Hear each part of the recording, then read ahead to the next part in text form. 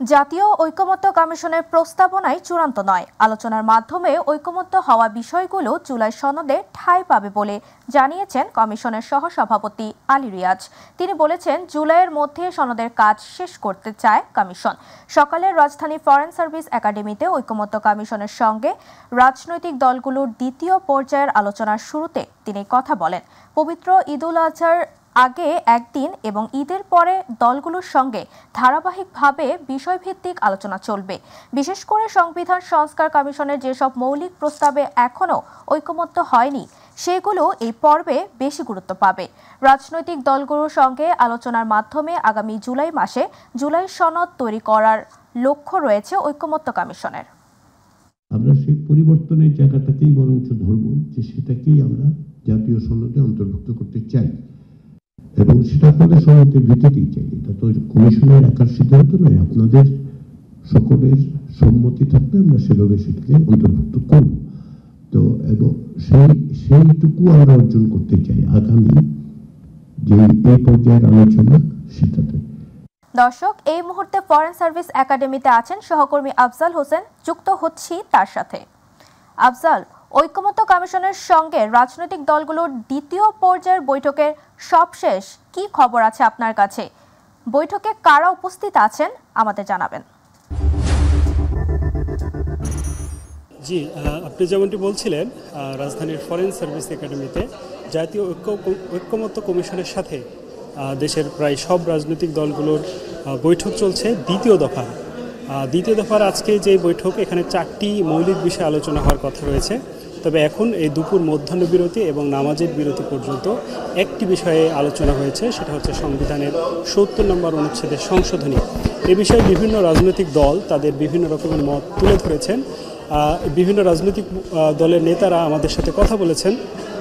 এর মধ্যে কোনো রাজনীতিবিদ কিছু বিষয়ে একমত হয়েছেন, কোনো রাজনৈতিক দল কিছু বিষয়ে দ্বিমত পোষণ করেছেন, কেউ নতুন প্রস্তাব দিয়েছেন, কেউ কিছু বিষয়ে শিথিল হয়েছেন, এরকম পর্যায়ে চলছে। তবে এখনও কোনো বিষয়ে চূড়ান্ত সিদ্ধান্ত আসেনি এবং আপনি জানেন এই আলোচনা চলবে, ঈদের পরেও চলবে। দ্বিতীয় দফার আলোচনা মূলত প্রথম যে বিষয়গুলো নিয়ে ঐকমত্য হয়নি সে বিষয়ে মূলত দ্বিতীয় দফায় আলোচনা চলছে। এখন পর্যন্ত বিএনপি, জামাত সহ অন্যান্য এনসিপি এবং অন্যান্য যত রাজনৈতিক দল আছে তারা এসেছেন, তারা কথা বলছেন। বিরতির পরে আবারও বেশ কিছুক্ষণ ধরে চলবে এই আলোচনা। সংবিধানের 70 নম্বর অনুচ্ছেদে নিজ দলের বিপক্ষে দলের সদস্যরা, সংসদ সদস্যরা যেন ভোট দিতে না পারেন সে বিষয়ে আলোচনা মূলত চলছে। এর মধ্যে নিজ দলে অর্থ বিল সংক্রান্ত যে বিষয়টা থাকবে এবং নিজ দলের বিপক্ষে যেন কেউ অর্থ বিল ইস্যুতে ভোট দিতে না পারে সে বিষয়ে মোটামুটি সব দলই তাদের একমত হয়েছেন বলে জানিয়েছেন। এছাড়া বিএনপি নতুন একটা বিষয় যুক্ত করেছে, সেটা হচ্ছে জাতীয় নিরাপত্তা ইস্যুতে যেন নিজ দলের বিরুদ্ধে সংসদ সদস্যরা ভোট দিতে না পারেন সেজন্য এই বিষয়টি জাতীয় ঐকমত্যকে প্রস্তাব দিয়েছে। তো এই ছিল মোটামুটি এই আলোচনা চলবে, ঈদের পরেও আলোচনা চলবে। আজকে দুপুরের বিরতি চলছে, এরপরে আবার শুরু হবে নতুনভাবে। এই ছিল আমার কাছে সবশেষ। আপনাকে ধন্যবাদ। দর্শক, ফরেন সার্ভিস একাডেমি থেকে ঐকমত্য কমিশনের সঙ্গে রাজনৈতিক দলগুলোর সর্বশেষ বৈঠকের সবশেষ তথ্য জানাচ্ছিল আমাদের সহকর্মী আফজাল হোসেন। আন্তর্জাতিক অপরাধ ট্রাইব্যুনালে শেখ হাসিনা সহ 7 জনের বিরুদ্ধে গুমের অভিযোগ দায়ের করেছেন বিএনপির স্থায়ী কমিটির সদস্য সালাহউদ্দিন আহমদ। সকালে ট্রাইব্যুনালে এই অভিযোগ জমা দেন তিনি। গুমের অভিযোগ জমা দিয়ে সাংবাদিকদের সালাহউদ্দিন আহমদ বলেন, এ জাতির আকাঙ্ক্ষা ন্যায় বিচার। শুধু জুলাই আগস্ট নয়, বিগত আমলে যত মানুষ হত্যা ও নির্যাতনের শিকার হয়েছেন তাদের সবকিছুর বিচার হবে। বিএনপির ক্ষমতায় আসলে ট্রাইব্যুনালে বিচারিক কার্যক্রম অব্যাহত রাখা হবে বলেও জানান বিএনপির নেতা সালাহউদ্দিন। বিভিন্ন রকমের ব্যস্ততা এবং তথ্য উপাত্ত সংগ্রহ করতে একটু দেরি হয়েছে, যার জন্য আমি বেশ কয়েক মাস আগে যেটা করতে পারতাম সেটা আমার দেরি হয়ে গেল। এখানে প্রাথমিকভাবে 7 জনকে আসামি করেছি। শেখ হাসিনা সহ স্বরাষ্ট্রমন্ত্রী তৎকালীন সহ আরও যারা র্যাবের এবং পুলিশের যারা জড়িত ছিল তাদের সবাইকে এখানে আসামি করা হয়েছে। শেখ হাসিনার অবৈধ ফ্যাসিস্ট রেজিমে বিভিন্নভাবে মানবতা বিরোধী অপরাধ সংঘটিত হয়েছে। এই সমস্ত কিছুই আন্তর্জাতিক অপরাধ ট্রাইব্যুনালে যাতে মামলা হয়, যারা ভুক্তভোগী তারা যাতে মামলা করেন সেই জন্য আহ্বান জানাচ্ছি। বিচার বিভাগ স্বাধীন এবং স্বাধীন বিচার বিভাগের মধ্য দিয়ে আমরা আশা করি এই বিচারিক প্রক্রিয়া চালু থাকবে এবং আন্তর্জাতিক মহল আর দেশের অভ্যন্তরে সবাই যেন এটা দেখতে পায় যে একটা সুবিচার নিশ্চিত হচ্ছে, এখানে কোনো পক্ষপাত করা হচ্ছে না। ফ্যাসিবাদ বিদায় নিলেও ফ্যাসিজম বিদায় নেয়নি বলে মন্তব্য করেছেন জামায়াতে ইসলামী আমির ডক্টর শফিকুর রহমান।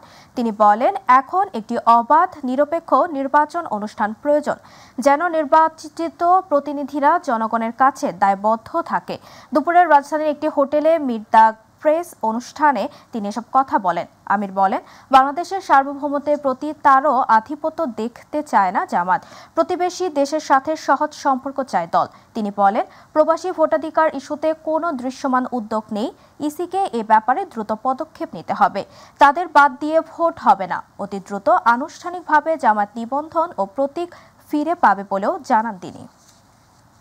যারা আমাদের এই কষ্টে, শুধু আমাদের এই আইনি লড়াই নয়, আমাদের উপর যত ধরনের জুলুম হয়েছে সেই জুলুমের প্রতিবাদ করেছেন, আমাদের পাশে থেকেছেন, সাহস জুগিয়েছেন, পরামর্শ দিয়েছেন, দোয়া করেছেন। বিশেষ করে আইনি লড়াইয়ে যে সমস্ত আইনজীবীবৃন্দ নেতৃত্ব দিয়েছেন, অংশগ্রহণ করেছেন, তাদের সকলকে বাংলাদেশ জামাত ইসলামীর পক্ষ থেকে গভীর কৃতজ্ঞতা এবং আন্তরিক অভিনন্দন জ্ঞাপন করছি। অন্তর্বর্তী সরকারের বাজেটেও কালো টাকা বৈধ করার সুযোগ রাখায় কড়া সমালোচনা করেছে সিপিডি।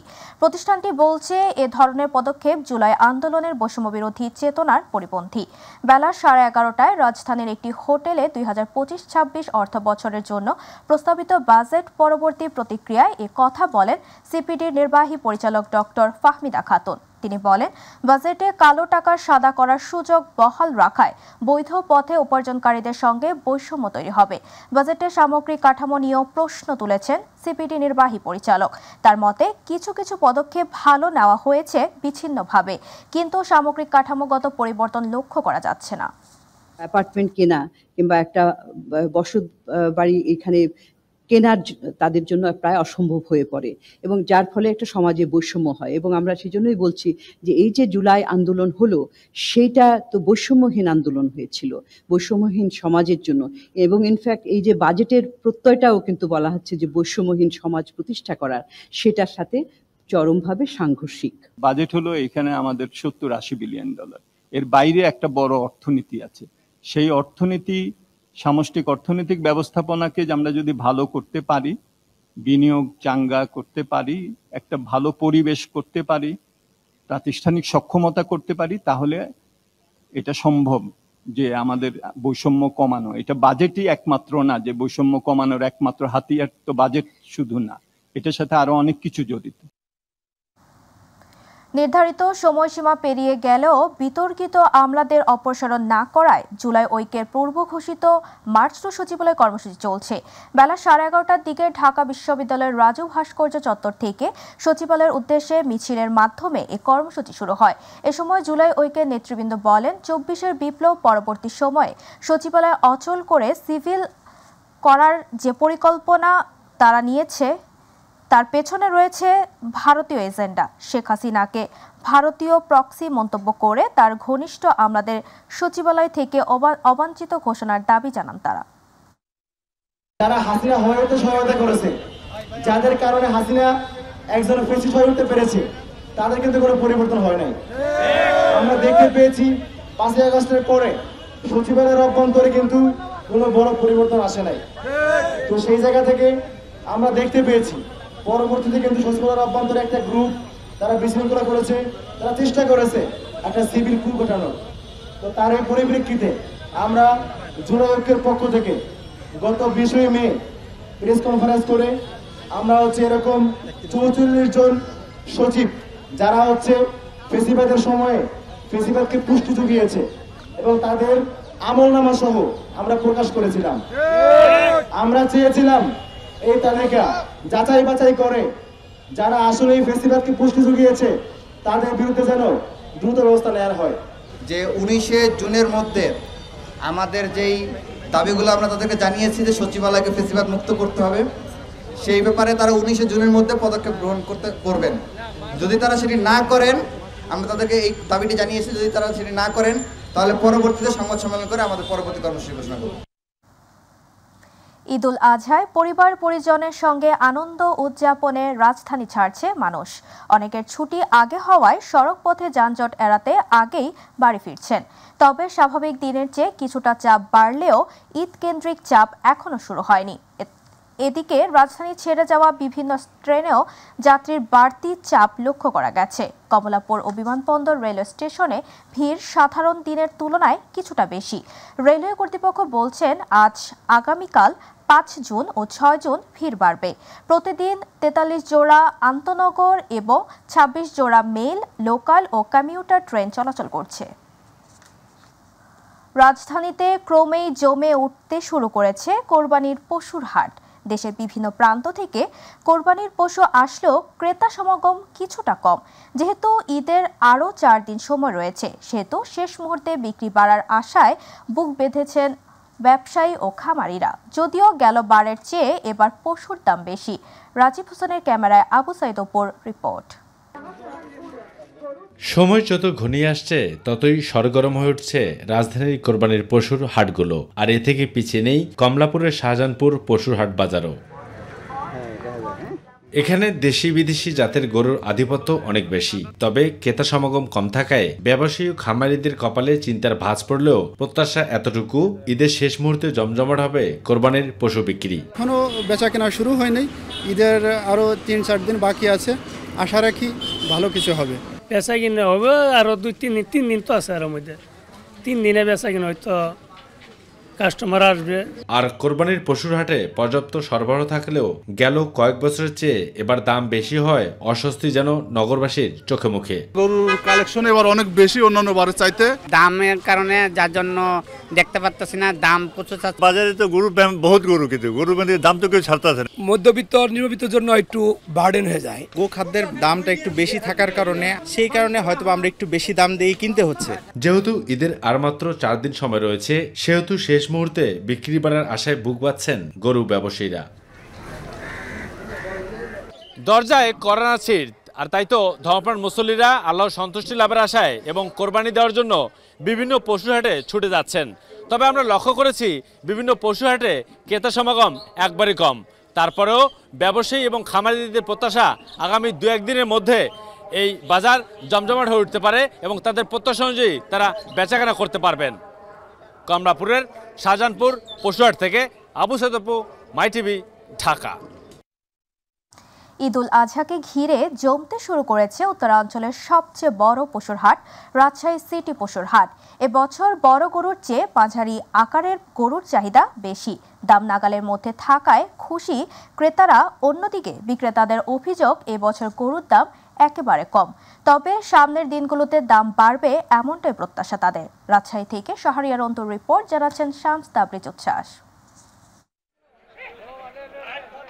এবছর রাজশাহী জেলাতে পশুর চাহিদা রয়েছে 3,84,437টি হলেও প্রস্তুত রয়েছে 4,96,893টি পশু। প্রাপ্ত তথ্য মতে এবছর সীমান্ত দিয়ে পশু আমদানি বন্ধ থাকায় দেশীয় গরু পর্যাপ্ত মজুদ রয়েছে, ফলে কমছে দাম। পশুর বাজারে এমন দাম সহনীয় পর্যায়ে থাকায় খুব খুশি ক্রেতারা। বাজারে এখনো পর্যন্ত যে পরিস্থিতিতে আছে তাতে মনে হয় যে গরু সবাই ক্রয় করতে পারবে। গরুর দাম এখন মোটামুটি মিডিয়াম দামে আছে। এখন আল্লাহ ভরসা, সামনে কি 2টার পর কি দাম বাড়বো কি কমবো এটা বাজার যাচাই করে দেখা যাবে। বিক্রেতারা বলছেন হাটে বেচাকেনা ভালো, ক্রেতা সমাগমও বেশি। সামনের দিনগুলোতে ব্যবসা আরো ভালো হবে বলে আশা প্রকাশ করেছেন তারা। কেনা বেচা প্রচুর, কাস্টমারও ভালো আছে, পরিবেশ ভালো। সিটি হাটে বেচাকেনা ভালো হচ্ছে এবং ওই জন্য আশা এখানে হাটে। মাঝারি ধরনের চয়েস গরু, রঙের গরু, লাল গরু, সাদা গরু এগুলো চয়েস করছে বেশি। এই হাটসহ সব হাটগুলোতে পশু কিনে ক্রেতারা যেন স্বাচ্ছন্দ্যে নিরাপদে বাড়ি ফিরতে পারেন, এই জন্য বিভিন্ন পয়েন্টে র্যাবের গোয়েন্দা নজরদারি বৃদ্ধি করা হয়েছে। কেউ কোনো অপরাধ করলে সাথে সাথেই তাকে গ্রেফতার করা হবে। অপরাধ নিয়ন্ত্রণে গুরুত্বপূর্ণ সড়কে চেকপোস্ট বসিয়ে তল্লাশি চালাচ্ছে বাহিনীটি। যারা গরু নিয়ে আসবেন তারা যাতে নিরাপত্তার সাথে নির্বিঘ্নে এখানে আসতে পারেন সেই ব্যবস্থা আমরা গ্রহণ করছি এবং তাদেরকে কেউ বাধা প্রদান করলে তাদেরকে আমরা আইনের আওতায় নিয়ে আসবো। হাটের ইজারাদার বলছে পশু কেনা বেচায় আইন শৃঙ্খলা বাহিনীর পাশাপাশি ক্রেতা বিক্রেতাদের নিরাপত্তা 150 জন স্বেচ্ছাসেবক কাজ করছে, ফলে কোনো দুর্ঘটনা ঘটার সম্ভাবনা নেই বললেই চলে। আইন শৃঙ্খলা বাহিনী আমাদের নিজস্ব স্বেচ্ছাসেবক দল আছে 1 থেকে 150 মতো, ওই ধরতে কোনো সমস্যা নাই আল্লাহর রহমতে। এবছর রাজশাহী বিভাগে 8 জেলায় মোট 302টি হাটে পশু বেচা বিক্রি হবে। এর মধ্যে 61টি স্থায়ী, 141টি অস্থায়ী হাটে পশু বেচা কিনা হবে। শামস তাবরিদ উচ্ছ্বাস, মাই টিভি নিউজ ডেস্ক। আন্ডারওয়ার্ল্ডের শীর্ষ সন্ত্রাসীদের ধরতে র্যাবের নজরদারি অব্যাহত রয়েছে বলে জানিয়েছেন র্যাব সদর দপ্তরের আইন ও গণমাধ্যম শাখার পরিচালক wing commander MZ Intekhab Chowdhury. সাম্প্রতিক সময় র্যাবের কার্যক্রম এবং আসন্ন ঈদুল আজহাকে সামনে রেখে র্যাব মিডিয়া সেন্টারে আয়োজিত আনুষ্ঠানিক সংবাদ সম্মেলনে কথা বলেন তিনি। এছাড়াও তিনি বলেন, শুধু আইন শৃঙ্খলা পরিস্থিতি নয়, চাঁদাবাজি, গণপরিবহন ও মব জাস্টিস করে মানুষকে হয়রানি রোধ সহ শীর্ষ সন্ত্রাসীরা যারা দেশকে অস্থিতিশীল করার জন্য পায়তারা করছেন তাদেরকেও নজরদারিতে রাখা হয়েছে বলেও মন্তব্য করেন ইন্তেখাব চৌধুরী। সারা দেশব্যাপী আসন্ন ঈদ উদযাপনকে উপলক্ষ করে সার্বিক নিরাপত্তা নিশ্চিত করতে র্যাবের control room, mobile petrol, vehicle scanner, observation post, checkpost এবং সিসিটিভি মনিটরিং। দুয়ারে কড়া নাড়ছে পবিত্র ঈদুল আজহা।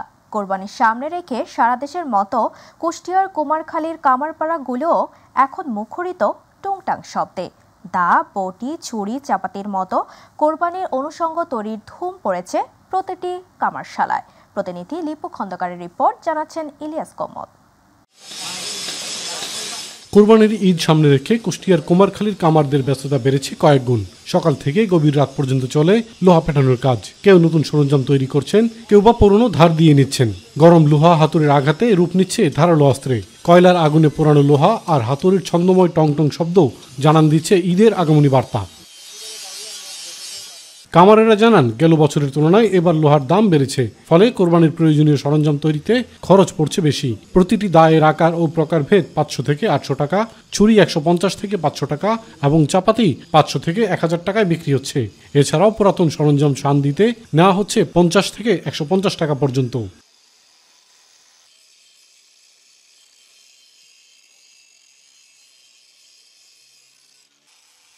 হ্যাঁ, ব্যস্ততা তো থাকবে, কারণ 5 জন 5 জায়গাতে আসে, বেচা কেনাও ভালো হয়, ব্যবসা বাণিজ্য ভালো হয়। ছোট চাকু, ছোলার চাকু আমরা 30 টাকা 40 টাকা করে নিই, আর ডাঁসাগুলো পুরাইতে ধার দিতে, পুদিন ডাঁসা ধার দিতে আমরা 100 টাকা 120 টাকা 150 টাকা নিই। গত বছরের তুলনায় কোরবানির আনুষঙ্গিক জিনিসপত্রের দাম বেড়েছে জানালেন ক্রেতারা।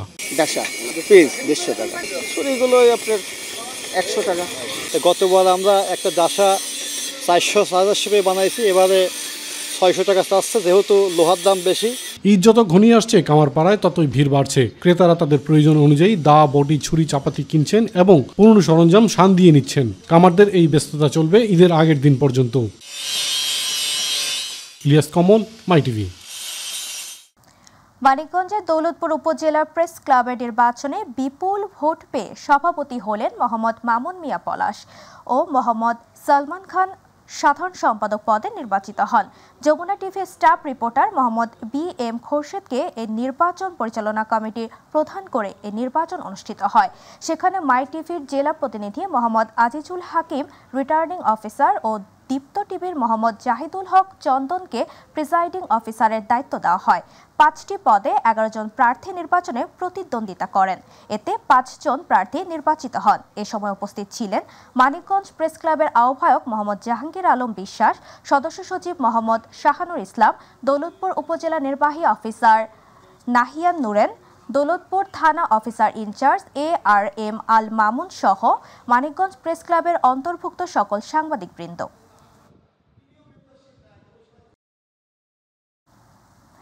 নারায়ণগঞ্জের রূপগঞ্জে তারাবো পৌর বিএনপির অঙ্গ ও সহযোগী সংগঠনের আয়োজিত জিয়াউর রহমানের 44তম শাহাদাত বার্ষিকী উপলক্ষে আলোচনা সভার মঞ্চ থেকে আওয়ামী লীগ নেতা শাহিনুল কবির স্বপনকে প্রথম সারির চেয়ার ছেড়ে দিতে বলায় তারাবো পৌর বিএনপির সহসভাপতি তাওহিদুল ইসলাম মোল্লা ও তার ছেলে হোসেন আরফান রিয়নকে পিটিয়ে গুরুতর জখম করেছে আওয়ামী সন্ত্রাসীরা।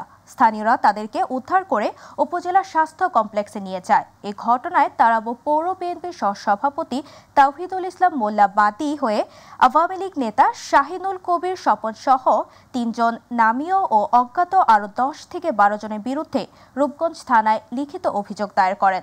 এ সময় তদন্ত সাপেক্ষে প্রয়োজনীয় পদক্ষেপ গ্রহণের আশ্বাস দেন ভারপ্রাপ্ত কর্মকর্তা।